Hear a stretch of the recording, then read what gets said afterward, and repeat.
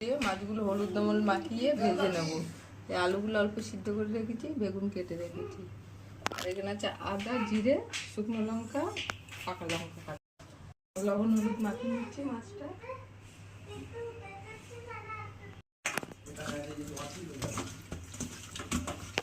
পোস্ত বাটা দিয়ে করি আজ আলু বেগুন দিয়ে ঝোল করবো।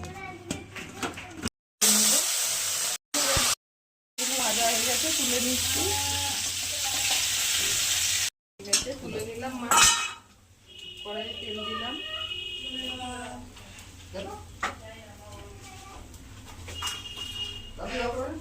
কালো জিরে ফোড়ন দিলাম,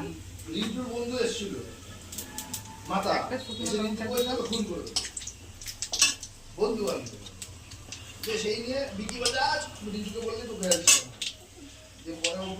আলুগুলো একটু ভেজে নেবো। সিদ্ধ করে রেখেছিলাম আলুগুলো।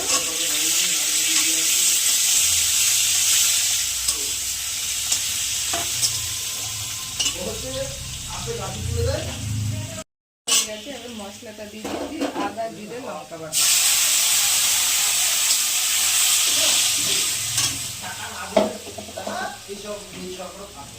লবণ দিলাম, কারণ লোভ একটা তো আছে মানুষের, 1500 টাকার একটা লোভ আছে, এরা যদি না দেয় না এরা পাল্টি করে দেবে। চিনি দিলাম, এবারে কষিয়ে নেবো। ওরা আমার মাইন্ডে খারাপ কষানো হয়ে গেছে, গরম জলটা দিয়ে দিলাম। দিয়ে দিলাম,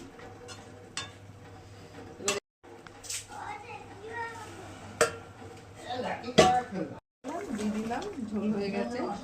দিয়ে ভোলা মাছের ঝোল, জিরে আদা বাটা দিলাম।